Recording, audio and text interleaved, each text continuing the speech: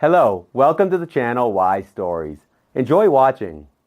Susano Vega, one of the wealthiest and most influential individuals in the region, was deep in his thoughts, sitting at a lavishly set table in an expensive luxury restaurant.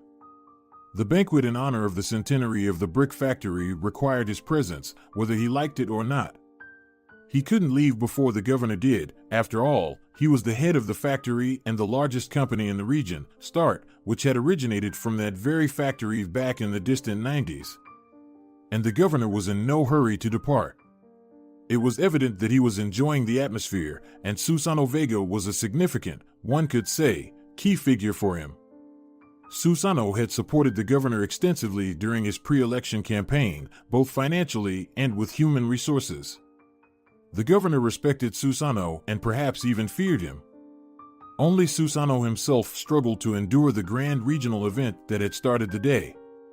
And now he had to endure the banquet to the bitter end, wearing a mask of grandeur and pride. The media had been hounding him relentlessly right up until the banquet. They were taking photos and asking questions about the future. Meanwhile, Susano's thoughts were constantly drifting back to the past, which he couldn't change. Thankfully, those persistent reporters were kept at bay in the restaurant. They simply weren't allowed in. But even without them, today's proceedings weighed heavily on the company owner. When would the governor finally depart so that Susano could follow suit in peace? And why was Margarita constantly hovering around him? Perhaps that's the reason he couldn't leave? Margarita was Susano's second wife, and he had found solace in her after Valeriana's death. He had lived nearly 30 years together with his first wife. They had gone through thick and thin together, as they say. She had been more than a wife to him. She was a faithful friend, an ally, and a reliable support. But he hadn't been able to save her. 2 years ago, her battle with cancer ended in complete defeat. His beloved Valeriana had passed away. Millions of dollars and the best doctors from around the world had been of no help. How insignificant Susano felt back then. Margarita had appeared during his darkest moments and had breathed new life into the grieving widower.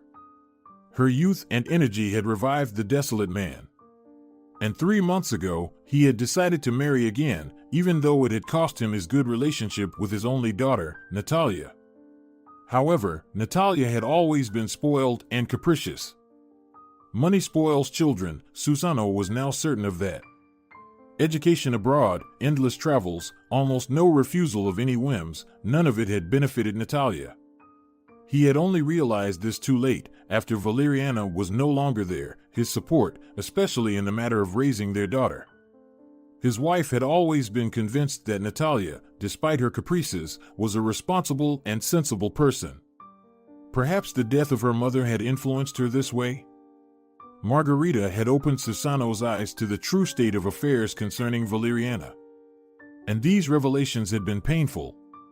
His daughter was spending vast sums on unclear projects, associating herself with dubious companies, and ignoring any of her father's concerns. Of course, she was unhappy with her stepmother, who was only 7 years her senior, and had tried to dissuade her father from marrying her. He could understand that, but he had made his own decision. And that decision shattered his relationship with his daughter. Sometimes, Susano had doubts about whether he had made the right choice. But more often than not, Margarita gave him love, cared about him, and supported him, and he so desperately needed it. For instance, even now, when he didn't want to interact with the governor, his wife gladly stepped in, and it was clear that the governor enjoyed her company. Susano realized that his thoughts were contradicting themselves. Sometimes he didn't like that Margarita was hovering around the governor, and other times he found himself content with it. What nonsense was this? Nevertheless, the main cause of his deep contemplation and sorrow today was not his wife's death, not his strained relationship with his daughter, not his exhaustion from the centennial celebration, but something entirely different. Today, they celebrated the centenary of the brick factory. Susano had bought it with his friend Acacio Diaz back in the early 90s for a pittance, as he had once mentioned. In reality, the amount was, of course, substantial, and it hadn't been easy for the two young friends to gather it. Nevertheless, they took the risk, borrowed money at interest from local authorities, and purchased an already closed and semi-dilapidated factory built in the early 20th century. They managed to restore, revive, and transform it into a successful enterprise in a relatively short time. That's how the two friends started their business. Discovering his entrepreneurial talent, Susano and Acacio acquired several other closed production facilities in the city, but now they owned them separately. Acacio became the owner of a bakery and a dairy plant. Susano acquired a factory for producing construction mixtures and a construction materials base. Over the course of a decade, both friends managed to amass substantial wealth. Susano named his company Start and defined the direction of his work clearly. Later, he also opened a construction company, which quickly gained momentum. Acacio's business focused on the production and sale of bread and milk. Later, his company EcoProduct ventured into growing vegetables and fruits, but this area still required further development. In general, EcoProduct thrived and brought in a substantial income. Gradually, the two friends started to communicate less. Each of them was more involved with people who were beneficial to their respective businesses. However, their rare meetings were pleasant for both of them until the question of dividing their joint enterprise, the brick factory, came up. Acacio had refused to support Susano's plan to modernize the facility and declined to sell his share. Acacio, stop being so stubborn. Brick production doesn't align with your primary line of work. You've moved into the food eco business. Sell me your share. I have big plans. I'll install new production lines for colored bricks, Susano argued. Susano, I'm sorry, but I have a son who's interested in the construction industry. So, I'd like him to inherit my share, Acacio replied. When Susano failed once again to negotiate the sale of the factory share, he decided to send his assistants for further talks. His deputy had convinced him to do so. He didn't know that his assistants had found some special leverage they intended to use against Acacio to force him into the deal. Essentially, it resembled blackmail, but Susano only learned about it later. At that time, Susano was preoccupied with his wife's health, so he didn't investigate the details of the upcoming negotiations. How could you do such a thing? Acacio exclaimed angrily over the phone. Your people threatened me and my family, do you understand? I didn't expect this from you. You've robbed me. Then the connection was unexpectedly cut off. When Susano returned with his dying wife, the first news he received was about the deaths of Acacio and his wife, Marina, in a car accident. This shocked him, but he didn't have time to figure out what had happened. The next day, his beloved Valeriana passed away. He poorly remembered the first days after his wife's death. Immediately after the funeral, he took his daughter on a trip to an island in the ocean, thinking it would help him recover. But it didn't. A couple of weeks later, he returned and tried to focus on work, but he couldn't. Depression and apathy took hold of him once again. He delegated everything to his deputies. They assured him that everything was proceeding according to the long-established plan, and he had nothing to worry about. It was only 6 months later that he learned about rumors in business circles that he was actually responsible for the deaths of the Diaz family. Susano called in his subordinates, and it was then that he discovered that Acacio had managed to transfer almost his entire business to him before his death, not just half of the brick factory they had discussed. His company, Start, had paid peanuts for multi-million-dollar assets, far below their actual value. How did this happen? He asked his subordinates in shock. Who prepared the documents? Who even ordered this? They invited the head of the legal department, Margarita Ortega, who later became his wife. Susano saw her for the first time then, although she had been working successfully for 7 months, as his subordinates assured him. I'm sorry, Susano, but you personally gave the order to prepare the documents and deliver them to Acacio Diaz, she calmly stated when the director called her to his office for a private conversation. It was more than 6 months ago. Maybe you've forgotten? You had so much on your plate at the time. She spoke with such confidence and looked at him with so much sympathy and understanding that Susano indeed began to doubt his memory. Could he have forgotten? After all, he wasn't that old, only 54 years old. However, some of his peers hadn't even made it to this age. How could he have messed up so badly and inadvertently taken his friend's business? And now he couldn't even ask him, he had perished with his wife. Due to the anniversary of the brick factory, which he had acquired not in the way he had wanted and which was linked to such tragic events, his depressive state had resurfaced. Susano felt awful inside.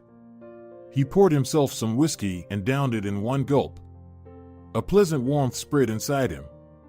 Susano repeated the action and again felt a moment of pleasant lightness. When he was about to pour the third glass of the expensive, strong drink, Margarita approached him. "Susano, the governor is leaving, you should see him off," Margarita said. "Well, then go and do it yourself," he replied louder than he should have. As his wife left the restaurant with the governor, Susano called over a waiter and ordered another bottle of whiskey. One of his security guards approached him. "Susano, you were planning to go home right after the governor left," the guard reminded him, leaning in close. "Are you going to give me orders?" The somewhat intoxicated boss protested. "Get away!" What followed was a string of expletives. Guests, some in surprise and others with mockery, stared at him. Susano shoved the security guard aside and headed for the restaurant's emergency exit. As drunk as he was, he understood very well that he didn't want to run into the departing governor. He passed through the restaurant's kitchen, knocking over some dishes and furniture along the way, and opened the door, finding himself in a dimly lit alley. The security guard tried to follow him. "Didn't I tell you where to go?" Susano shouted at him, and, after pushing him back inside, managed to close the door, using some heavy crates he had struggled to move.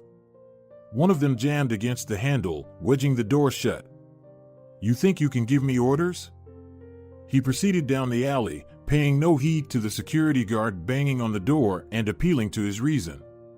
After a while of aimless wandering through unfamiliar, poorly lit alleyways, Susano realized he was lost. He found himself among old, variously constructed two-story buildings that had been repeatedly altered by their owners. A dog barked at him from behind a crooked fence, but then inexplicably fell silent. "Max!" He called out to the security guard, but, of course, there was no response. "Where am I?" Susano asked himself. "I need to make a call." To his surprise, he found himself holding a bottle of whiskey in one hand, which the waiter had brought just before he decided to leave. With another hand, Susano checked his pockets. His phone wasn't there. He had left it on the table. "Looks like I won't be able to make that call," he commented aloud in the absence of his phone. Just then, he heard footsteps behind him and turned around with joy, thinking that his security guard had finally found him. "Max," Susano said, then hesitated. Before him there were two entirely unfamiliar individuals who, as Susano saw them, appeared to be of questionable character. A solitary streetlight a few meters away weakly illuminated this part of the alley. Susano couldn't make out their details. Homeless or thugs? Susano quickly tried to discern as he sobbed. "Leo, check this out," one of them said, spitting as he spoke. He was a lanky man of indeterminate age, shining the light from his cell phone directly into Susano's face. "This rich guy's got some quality whiskey." "Young lads," Susano began, most importantly, squinting from the light and adjusting his slightly crooked tie, "could you please tell me how to get to Central Street? I seem to have gotten a bit lost." "Leo, imagine that, he's lost," the lanky one chortled. "Hush, Tin," the second one, stout and broad-shouldered, ordered. "Take whiskey and check his pockets." It seemed like they hadn't heard what Susano had just said to them.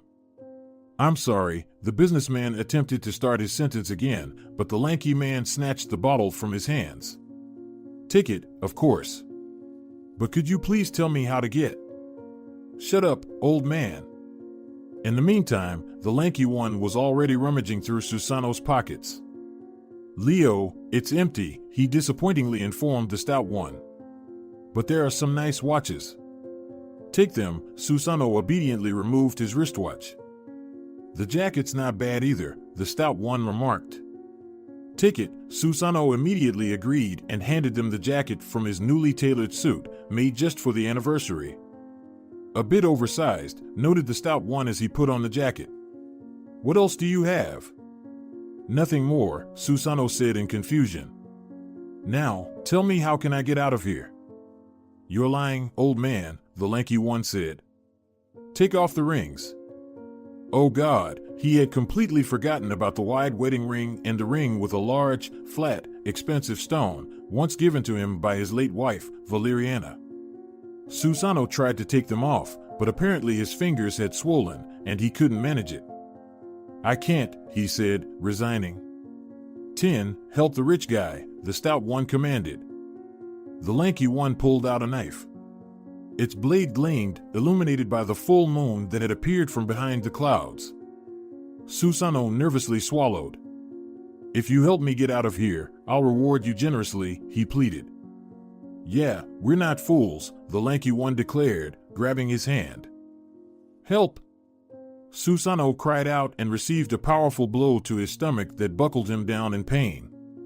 The lanky man laughed, but unexpectedly, his laughter was cut short. "Who are you?" he asked someone. When Susano straightened up, he saw another person standing next to him, tall and strong. "Put away your knife and get lost," the unexpected defender stated. Susano, who had just lost hope for a favorable outcome in his encounter with the thugs, squared his shoulders. "And what if I don't?" the lanky one insolently retorted. "You'll find out now." Susano hadn't been in a fight since his college days, but it seemed his hands hadn't forgotten. Now that he had an unexpected partner, he had to make use of the chance to defend himself. He eagerly and forcefully struck the stout one in the jaw. Meanwhile, the lanky one was already on the ground, receiving blows from the stranger. Only Susano was immediately bombarded with a barrage of blows from the stout one. He tried to defend himself and strike back, but the odds were clearly against him, and soon the businessman couldn't stay on his feet any longer. He attempted to shield his face with his hands, but he received blows to various parts of his body. At first, it hurt badly, but then the pain dulled. And then he heard a siren and blacked out after taking a blow to the head. When he opened his eyes, he saw a man in a blue medical uniform shining a small flashlight in his face. "Where is he?" Susano asked. "The guy who stood up for me. They've already taken him to the hospital. His situation is more complicated than yours. He was stabbed." "Oh, God. It's because of me. Give me a phone, I need to call. Urgently." Susano lay on a comfortable bed in the VIP room of the Central Regional Hospital, enjoying an omelet with arugula, mozzarella, and tomatoes washed down with tomato juice. Occasionally, he glanced at the neighboring bed, where the young man who had come to his aid the previous night lay under a drip.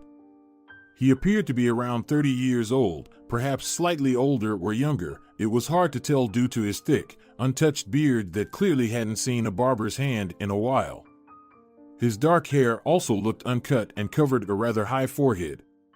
The man was covered with a blanket up to his chin, with only the hand to which the drip was attached lying on top of the blanket. It was evident that he was taller than average and had a robust build. After the surgery, he had yet to regain consciousness, and Susano had been patiently waiting for the moment when they could finally talk and he could thank him. "I'm doing surprisingly well," Susano thought to himself as he enjoyed his meal of omelet with arugula, mozzarella, and tomatoes washed down with tomato juice. He had multiple bruises and a mild concussion from the fight the previous day, but he felt remarkably fine. He had no nausea, and his head was barely hurting. The restaurant food pleased both his taste buds and his eyes. He was eager to get back home. How lucky he was that the young man hadn't been afraid to intervene. Thanks to him, Susano had regained his spirit and felt younger. Unfortunately, the young man himself hadn't escaped a knife wound. However, Susano had immediately ensured that the best doctors took care of them and placed them in the same room. "Do you think you wouldn't mind watching TV?" Susano asked a young nurse who was collecting dirty dishes. I think it should be fine, she said, smiling and handing him the remote. Susano pressed a button and turned on the large wall-mounted television. He landed on the local news. There was no mention of yesterday's incident in the crime report. His assistants had arranged with the police to keep Susano Vega's name out of any reports. Another nurse came in to disconnect the drip. Immediately, the young man in the neighboring bed opened his eyes. "How are you feeling?" she asked. "Normal," he replied. He sat up slightly. "Am I in the hospital?" "Yes, you are, and you need to lie down," she commanded. "The doctor will be here soon. I'll let him know you've woken up."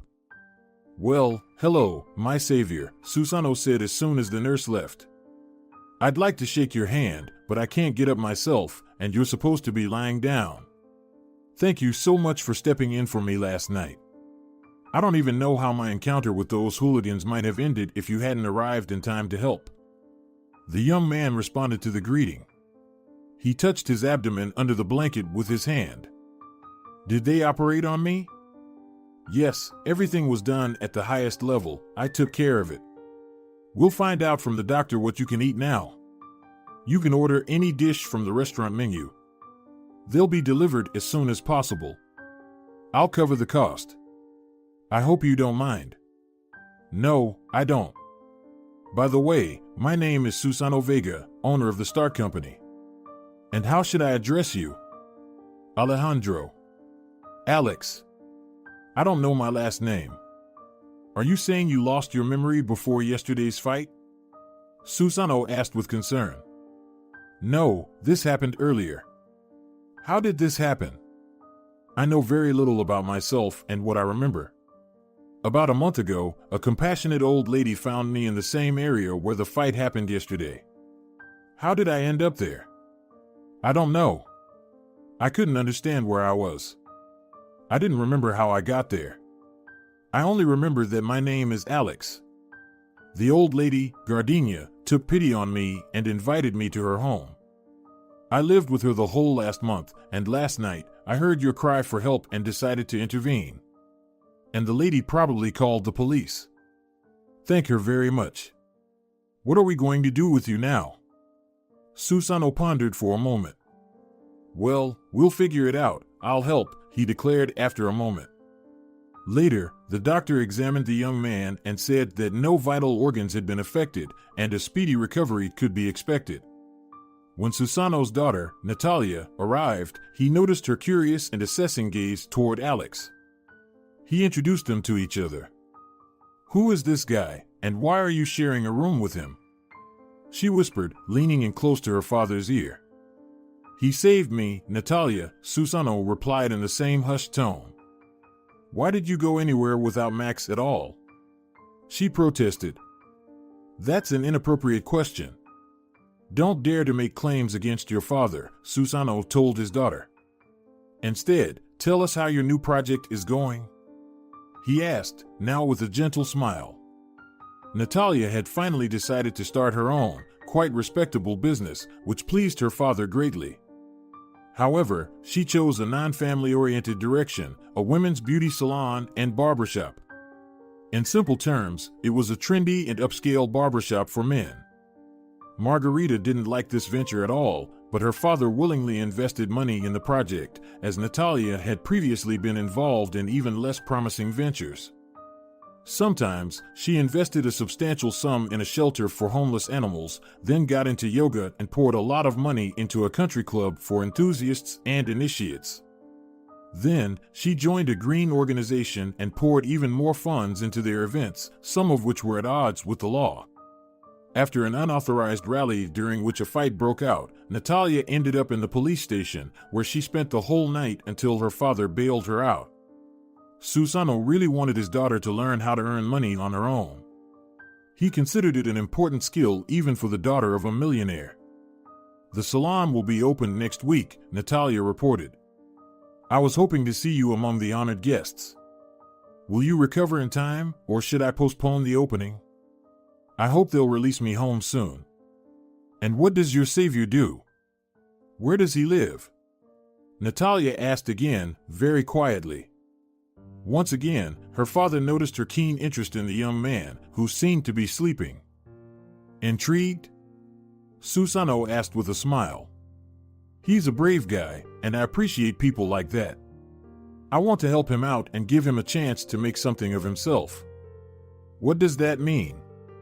He helped me, and now I'll help him, Susano simply replied, then proceeded to tell his daughter about Alejandro's amnesia. Do you want to find his family? That's incidental, but there's no guarantee he even has one. Let him stay with us for now. With us? Are you serious? You're bringing a stranger into our home, or you'll settle him in one of your apartments. At the beginning, yes. Until he's back on his feet, I think he should stay in our house, Susano mused aloud.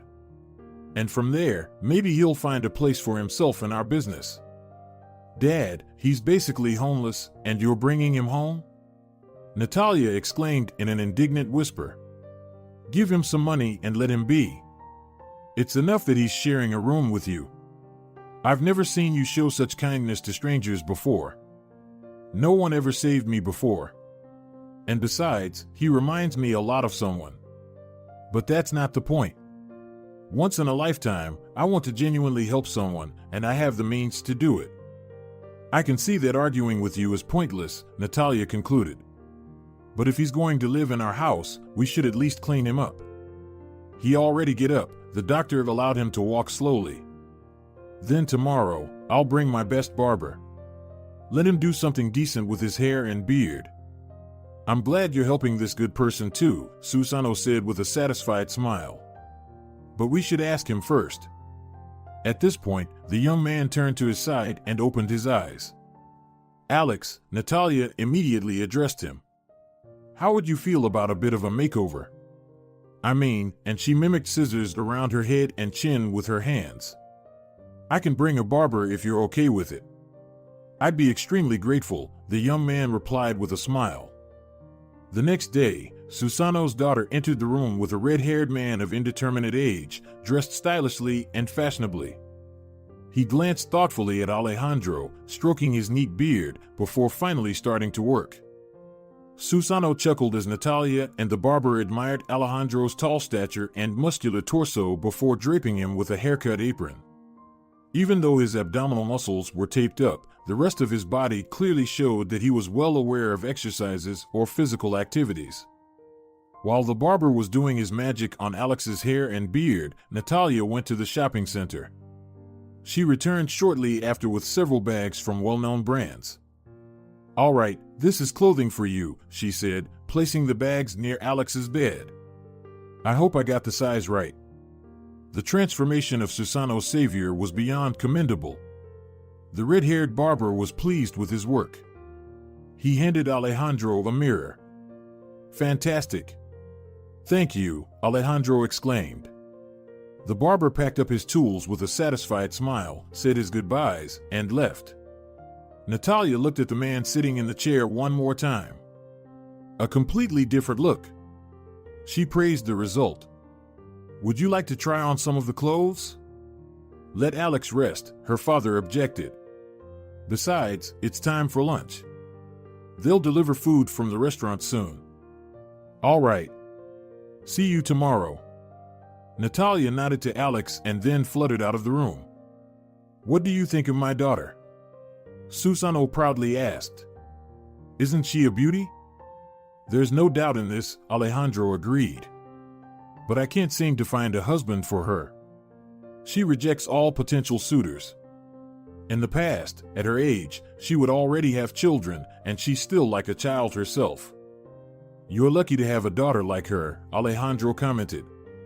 She's kind and open-hearted. My wife, Margarita, who's Natalia's stepmother, sees it differently. Sometimes she blames me for spoiling our daughter. Once, in anger, she called her an arrogant brat. Of course, I immediately warned her to watch her tongue when she spoke of my daughter, but maybe Margarita is right about something. I think she's mistaken. It's her subjective opinion. That's what I'd like to believe. It seems your wife comes from a less affluent family and has achieved everything herself. That's probably why Natalia irritates her. She grew up in different circumstances. You're right. And you seem to have a good understanding of people. Susano looked at the young man in surprise. A few days later, both Susano and his savior were discharged. With his stylish haircut and new clothes, Alex looked like a model from a fashion magazine. He carried himself with remarkable confidence and ease, as if he had always looked this good. "Father, do you mind if I steal Alex?" Natalia asked, unexpectedly appearing at the door of the room. "What? We were about to leave. The car is waiting for us, actually." "Why do you need him?" her father exclaimed. "I want to show him the salon and barbershop. The grand opening is in 3 days. I actually wanted to take some photos of Alex inside my salon to post on social media for promotional purposes," she explained. "You won't mind, will you?" She turned to the young man. "Not at all. Thanks for the opportunity to be of use. I believe in a balance of give and take. You've already given me a lot. I'd like to give something back to you. So feel free to use me for peaceful and kind purposes," Alejandro said with a smile. "Natalia, then you'll have to bring Alex home yourself," Susano ordered. "All right, but don't expect us anytime soon," Natalia said as she left. "We'll have lunch somewhere ourselves." She took Alex's hand, and they quickly headed for the exit. They spent the entire day together. They visited the salon and barbershop, where professional photographers took numerous pictures of Alex from different angles against various backgrounds and settings. After the photo shoot, they had lunch at a restaurant and took a drive around the city. Natalia talked nonstop, sharing details about her past projects and the prospects of her budding business. It was evident that she was very passionate about her new venture. Meanwhile, Alejandro just smiled and listened attentively, never taking his eyes off her. Natalia couldn't help but keep her eyes on Alejandro throughout the day. He looked stunning. Her efforts were not in vain. But it was essential to acknowledge his natural beauty as well. What surprised her the most was that he seemed completely at ease in her familiar surroundings, as if he had always lived this way. Alex gallantly offered his hand, held doors open, and pulled out her chair at the restaurant. He navigated the restaurant menu expertly, ordering dishes that might be unfamiliar to the average person. Who is he really? Natalia wondered in amazement. "What can you tell me about yourself?" she asked in a coffee shop they visited before heading home. "I've been talking all day, and you've been quiet." "Unfortunately, there's not much to tell," he replied. "Father mentioned that you have amnesia. How do you cope with it?" "I hope that someday I'll remember everything. Promise that I'll be the first person you tell about yourself." "All right," Alejandro agreed with a smile. The beautiful country house of Vega's family had 3 floors, with bedrooms, a library, a grand reception hall, a new billiard room, a swimming pool, a conservatory, a summer terrace, and rooms for assistants. Alejandro was offered to choose a room on any floor. "Mine is on the top floor," Natalia whispered in his ear, "and there are 2 guest bedrooms nearby. One of them is very comfortable." "Then lead the way," Alex replied in a whisper. "We're heading upstairs," Natalia informed her father and led the guest to the elevator. "Don't take too long," Susano shouted after them. "Come down for dinner in 20 minutes." The elevator with glass doors took the young couple to the 3rd floor. "Here, we have a small library, a mini gym with exercise equipment, and, most importantly, fantastic views from the windows," Natalia explained as she led Alex to the bedrooms. "This is my room," she said, pointing to one of the doors. "I usually live in my city apartment, but I do stay in my parents' house from time to time, especially when Margarita is away. I try to avoid crossing paths with her. We can't stand each other, and I'm glad our rooms are on different floors. But I would recommend you take this bedroom. Or would you like to see both guest rooms?" "I trust your choice," Alejandro said with the same wonderful smile. The room had a large bed and beautiful furniture, and it was bright, spacious, and cozy. The guest liked it, as well as the entire house. There's a bathroom here. Natalia pointed to one of the doors, and a walk-in closet, which we'll need to fill with your things that we'll buy. The three of them had dinner together. Margarita had been detained in the city. The atmosphere was relaxed and pleasant. Susano couldn't recall such an easygoing and enjoyable dinner conversation since Valeriana's passing. His daughter was clearly in a good mood, which had been a rarity lately. She rarely sat at the table with Margarita. It's even better that my wife isn't home, Susano thought. Your chef cooks incredibly delicious food, Alejandro exclaimed as he served himself a second helping of the meat roulade. Yes, Gardenia is excellent at preparing the most exquisite dishes, Susano agreed. She has been working for us for a long time, and we are very satisfied. It's just that Margarita is often hard to please. Please, let's not spoil dinner by talking about her, Natalia requested, and her mood visibly soured. I'll have coffee in my room, she announced, getting up from the table and taking a large mug with her. I shouldn't have let that slip, Susano lamented. We were getting along so well. After dinner, Alejandro took the stairs to the third floor and entered the library.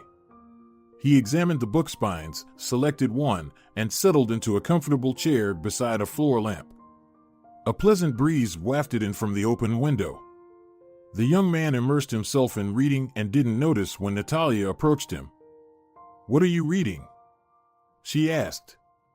Alejandro showed her the book cover. Seriously? She raised her eyebrows in surprise. You're reading Matsuo Basho in the original? Do you know Japanese? It turns out I do, Alex simply replied. Impressive. Do you mind if I sit here nearby? Won't I disturb you? No, of course not. I'll be glad for your company. Would you like me to read it aloud? He asked. And Alejandro read several lines in Japanese.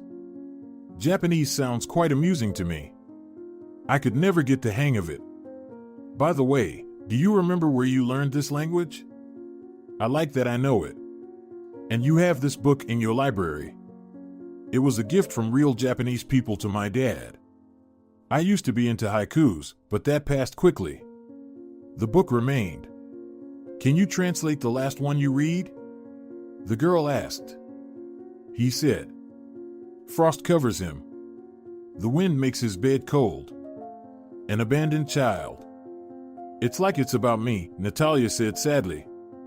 I often feel like an abandoned child. It's been that way since my mother's death. I'm sorry, Alejandro said softly. He put the book aside and took the girl's hand. I'd like to take a walk through your garden paths. Would you like to come with me? That's a great idea. Natalia perked up. I'll show you everything. They walked through the garden late into the night, discussing literature, music, and art. It turned out that Alejandro knew a lot of interesting things about these subjects, and Natalia listened to him, not hiding her amazement. Margarita returned while they were walking, much to the girl's delight, as she had been avoiding her stepmother. And in the morning, Margarita left before Alejandro and Natalia came down for breakfast. Susano finished his coffee, staring at his phone with a deeply troubled expression. What's wrong, Dad? Natalia asked, wishing her father a good morning. My interpreter fell ill at the worst possible time, her father replied, nodding in greeting to his daughter and the guest. And today the Japanese are coming to finalize the contract. Now my assistants are urgently looking for a replacement for her. We have only 3 hours for everything. Do you need a Japanese translator? Natalia asked, taking a seat at the table, with Alex pulling out a chair for her. I suppose they understand English as well, Susano said without looking up from his phone. Alex knows Japanese and possibly English too, Natalia stated. Is that true? Susano tore his gaze away from his mobile and stared at Alejandro. Yes, the young man replied modestly.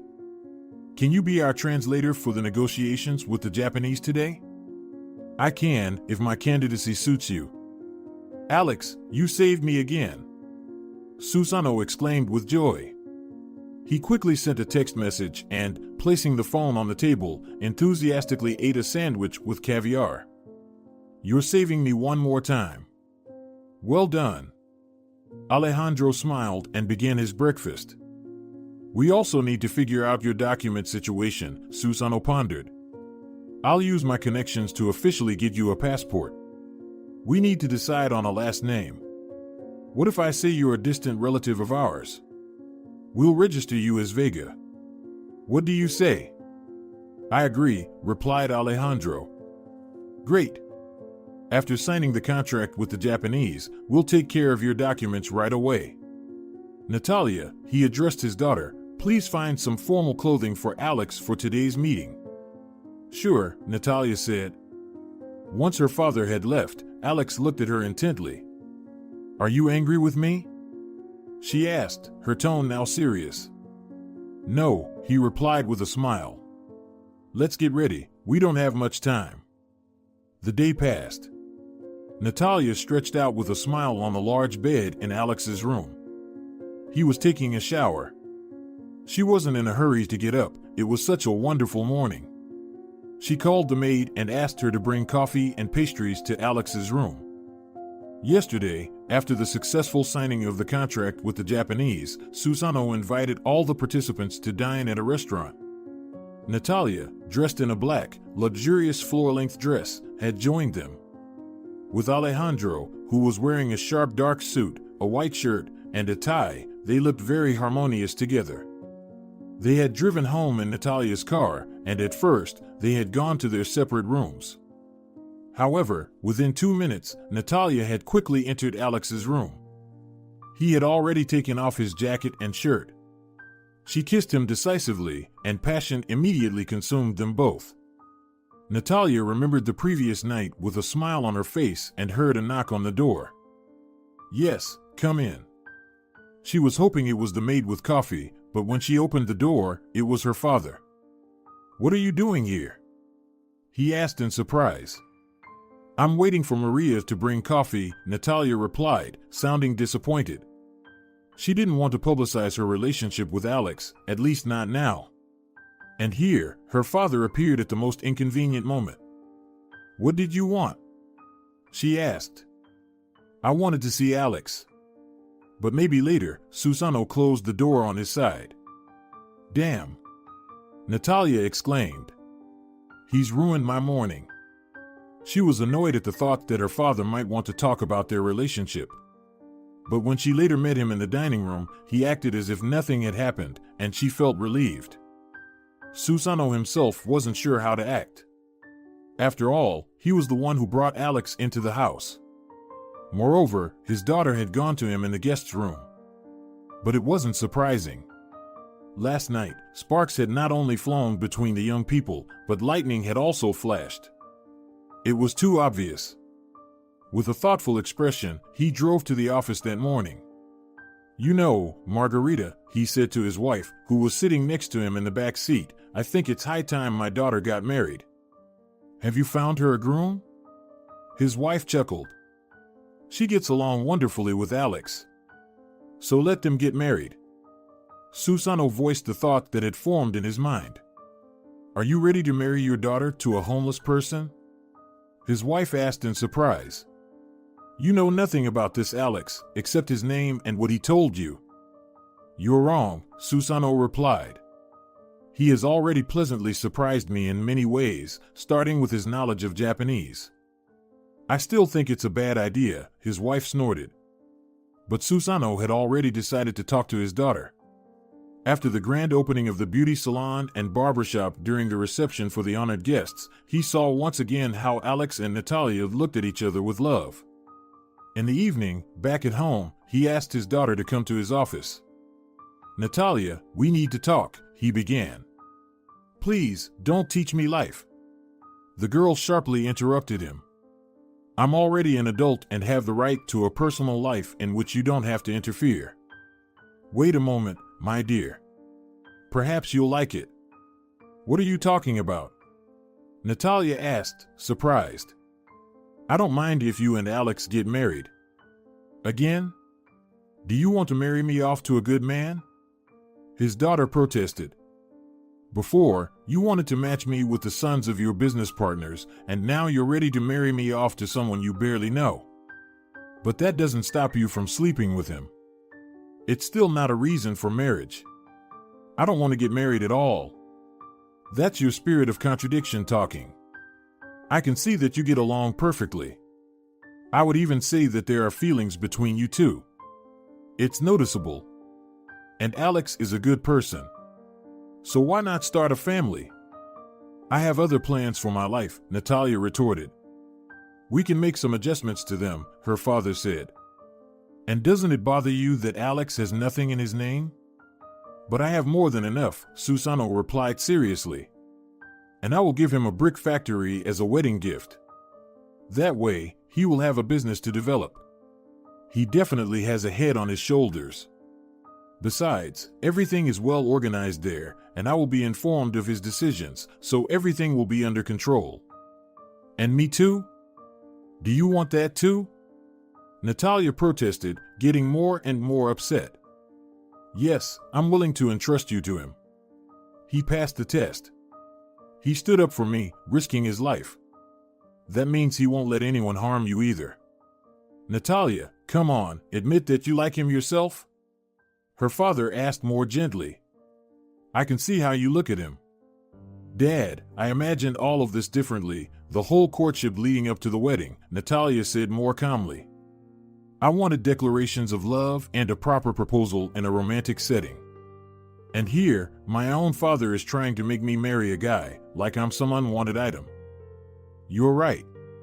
Let Alex make you a proper proposal. According to your instructions?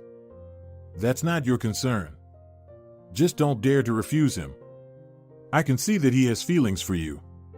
He just understands that you come from different worlds, so he'll never take a decisive step. But now he's also in our world, and I'll tell him about it. Natalia waved her hand and left her father's office. In reality, she was genuinely in love with Alejandro, but her father's approach to her personal life seemed unacceptable to her. Anger overwhelmed her. She entered her room and locked the door. She put on headphones and started listening to music. She didn't hear when Alejandro approached the door and knocked softly. And when she didn't open the door, he quietly went downstairs to meet Susano, who had called him for a conversation.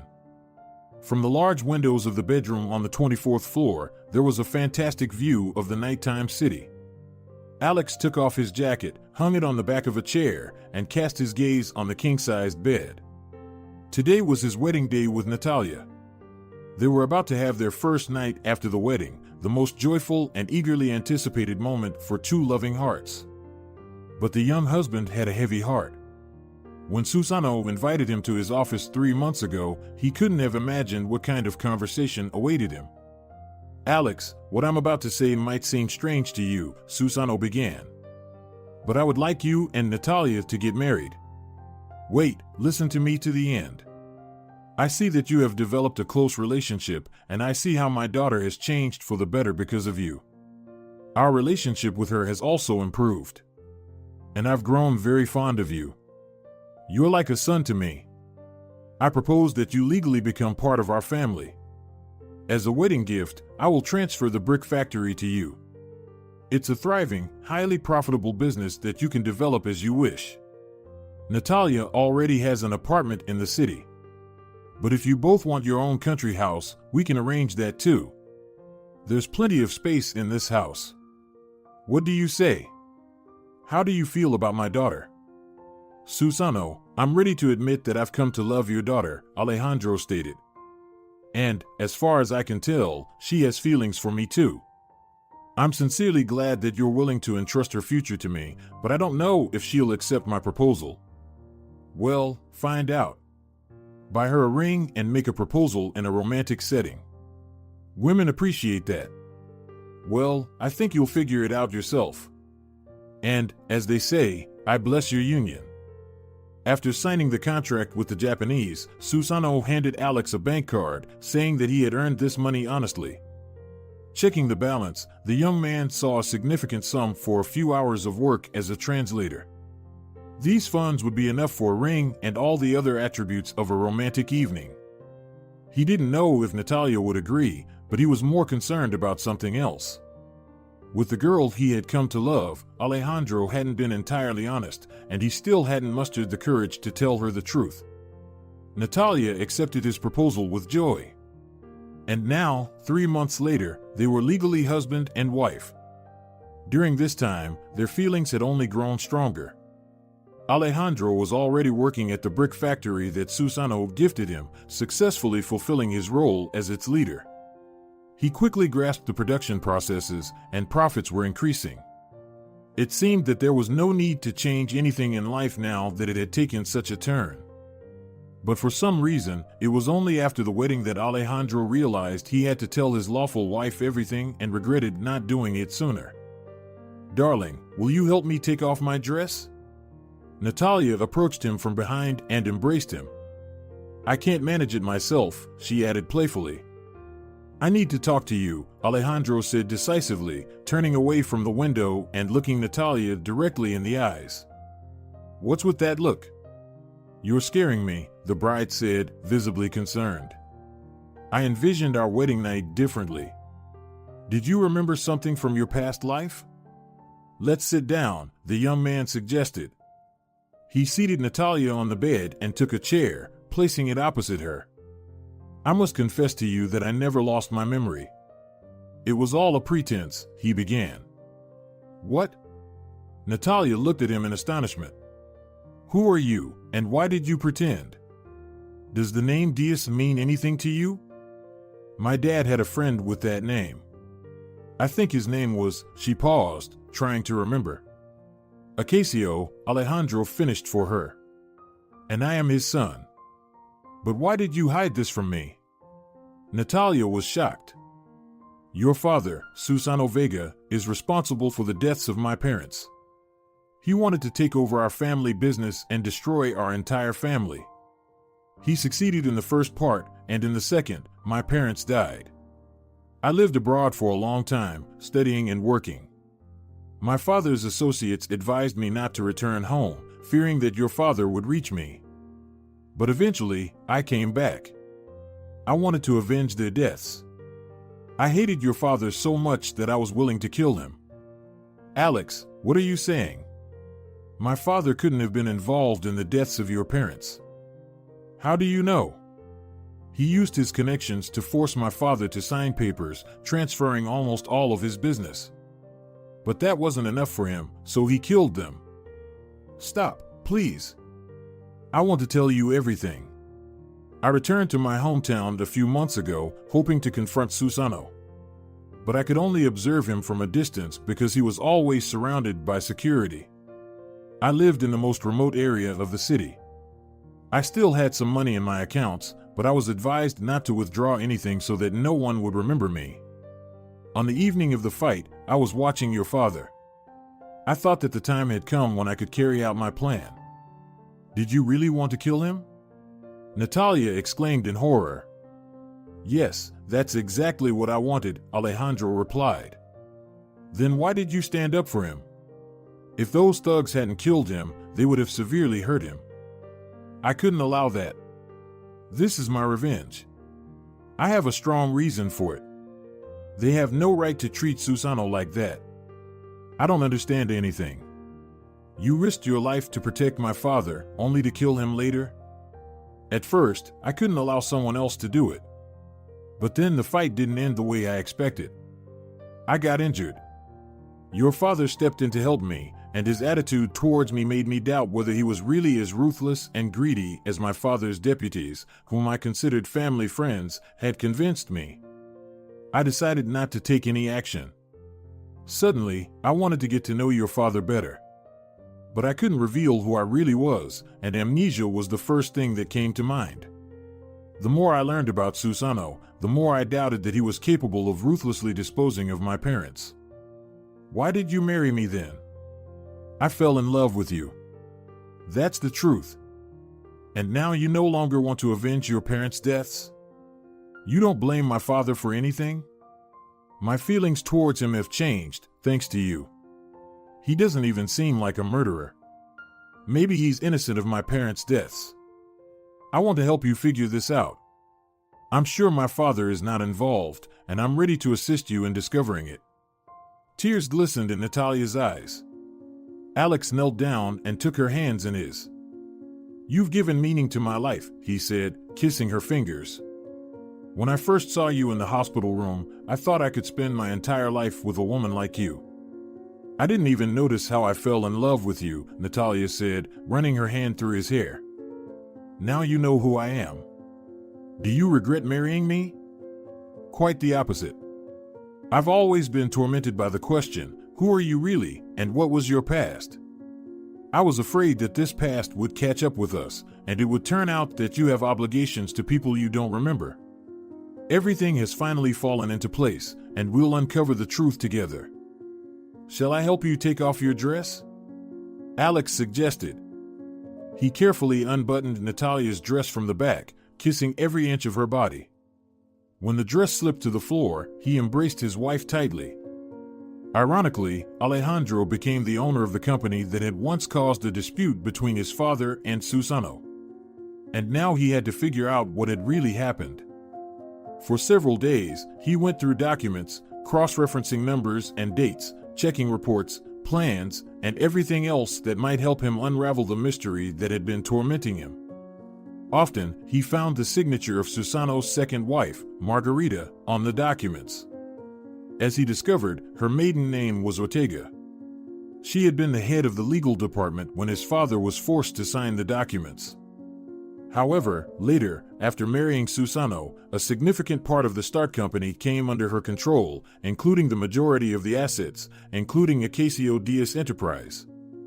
"Natalia, your stepmother seems to be connected to all this business we're in," Alejandro told his wife over dinner. "I think we should find out where she goes outside of work and who she meets," she replied.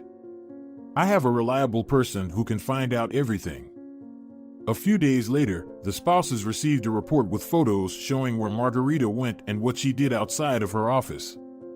It turned out that she had been meeting one of Alejandro's father's deputies, one of those who had convinced him of Susano's guilt in the death of the Diaz family. Additionally, it was revealed that Margarita's masseur was her lover, as evidenced by photos of their meetings at a massage salon. "She's cheating on Dad," Natalia exclaimed. "I'll give him these photos. Let him deal with her." "The fact of her infidelity is clear," Alex agreed. "But her involvement in the deaths of my parents still remains uncertain." Margarita was sitting in her chair, clenching her fists. She had been going towards her goal for a long time, and she was so close. Her plan could have been executed in the very near future, but now this damned savior Alejandro has intervened. Where had he come from anyway? Everything could have gone perfectly if it weren't for that night when Susano got drunk and left without security, and this damn savior appeared out of nowhere. And now he has even taken over the brick factory. That was the critical piece she needed for her plans. Margarita was 10 years old when her father hanged himself. Doctors said that prolonged depression and his refusal to seek treatment were the reasons for his suicide. Her mother believed differently. Her father had worked at that same brick factory for over 20 years. He started as a simple laborer right after finishing school. Eventually, he became the deputy director. Rodrigo Medina fought until the end to keep the factory open. Only the director decided otherwise and simply gave up. That's when Margarita's father intended to buy the factory himself, conspiring with his colleagues at the plant. But two young upstarts, Susano Vega and Acacio Diaz, intercepted the purchase. They paid more. Her mother was sure that they paid bribes. As a result, her father was left with nothing. They invited all the colleagues with whom he had wanted to purchase the enterprise to the newly reopened factory. However, they didn't invite Margarita's father. He was simply forgotten. His pride wouldn't allow him to remind them of himself. He dedicated nearly a quarter of a century to the beloved factory, Margarita's mother said with tears in her eyes after her husband's death. Should he go and beg for a place there? Beg on his knees? Not in a million years. Let those wretched upstarts choke on their own greed. But remember this, my girl, Susano Vega and Acacio Diaz are the ones responsible for your father's death. Those two devils. Years went by, and every time a news segment about the latest achievements of these businessmen appeared in the local newspaper or on television, Margarita's mother, with tears in her eyes, repeated that if it weren't for them burying her father, Margarita would be living like a princess. Instead, they barely made ends meet and struggled to survive. Her mother worked herself to exhaustion, and she passed away early, leaving Margarita, who had just turned 18, all alone. After finishing school, Margarita enrolled in a legal college and later in an institute.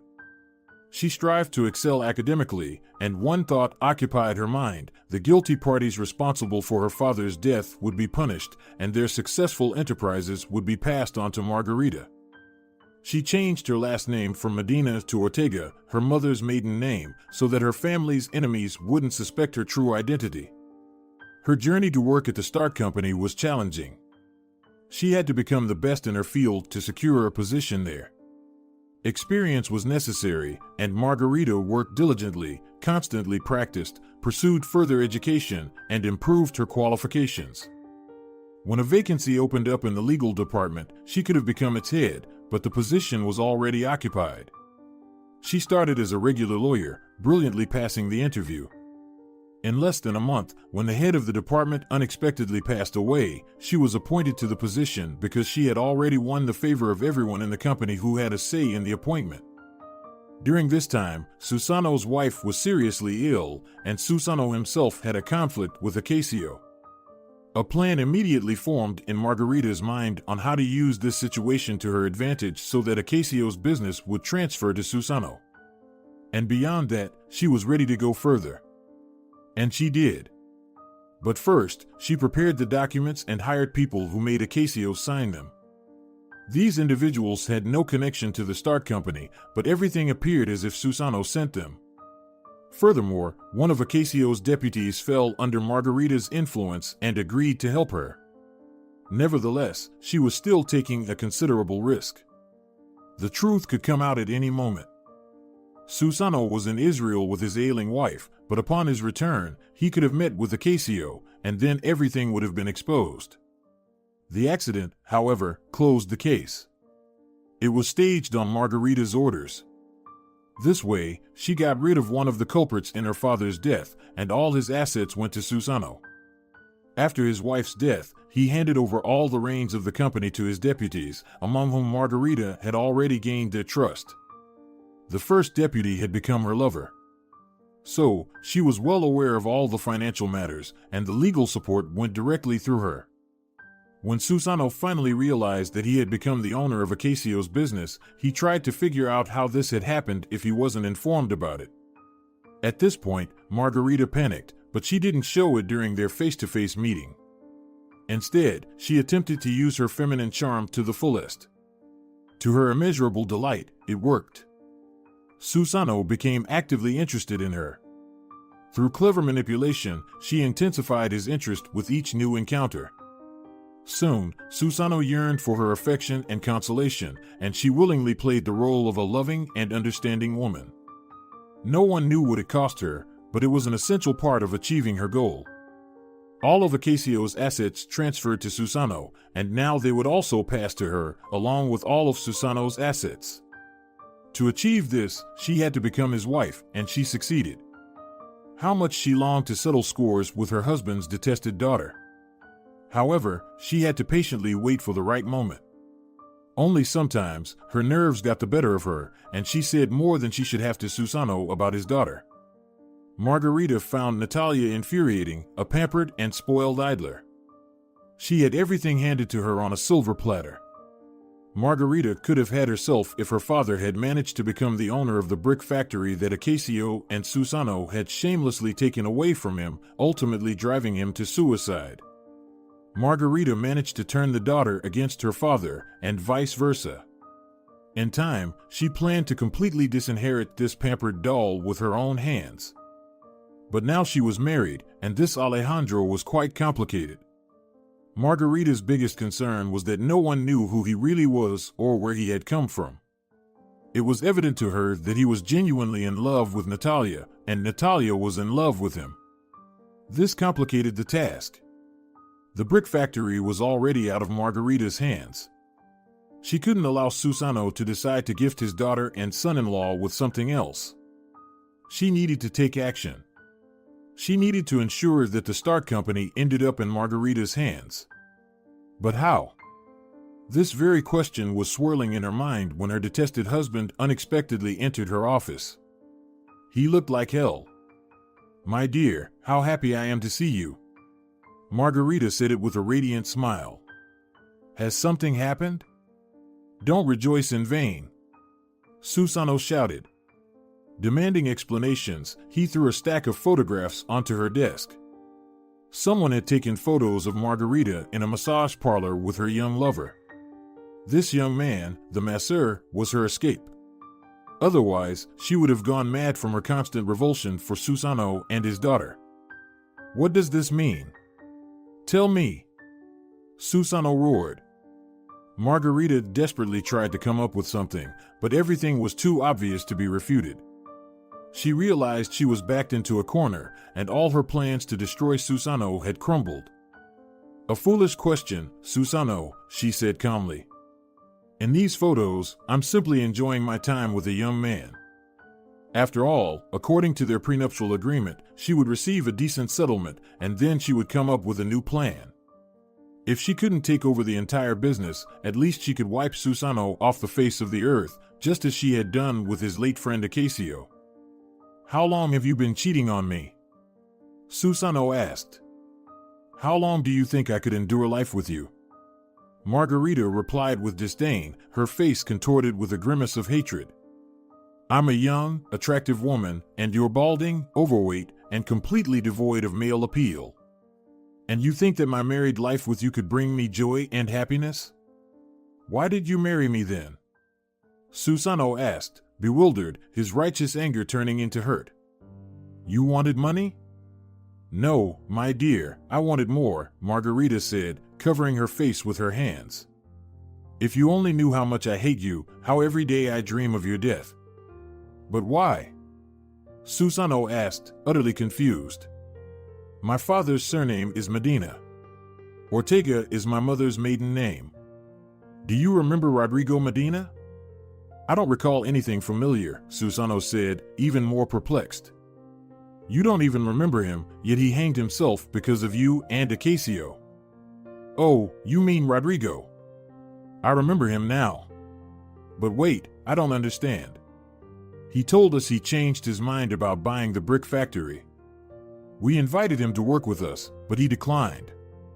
"I don't believe you," Margarita screamed, seething with anger.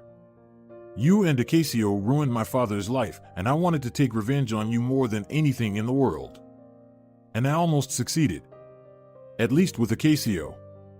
"So, you were involved in the deaths of Acacio and Marina?" Susano exclaimed in astonishment. "It's a shame you and your little princess weren't in the same car."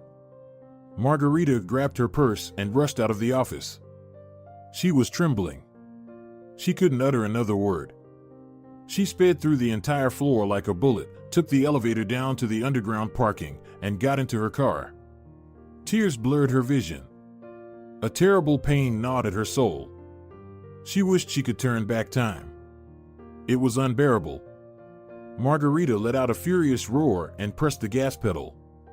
The car shot forward. Her phone rang. It was Acacio's deputy, the one who had helped her get rid of him on the road. But now, he kept demanding money and the promised position at start from Margarita. She smirked maliciously. His plans for the promised future collapsed today, just like hers. "I urgently need to meet with you," he shouted into the phone. "All right, I'll come right away." Tears were streaming down her face. The car was racing at high speed. Margarita didn't know what to do next or how to go on living. She had wanted so badly to take revenge on those who had ruined her life, but nothing had worked out. She found herself in a broken mess. How painful it was to realize this. How painful. And then there was a sudden impact and the screeching of metal. She didn't even understand what had happened. Then there was instant death and darkness.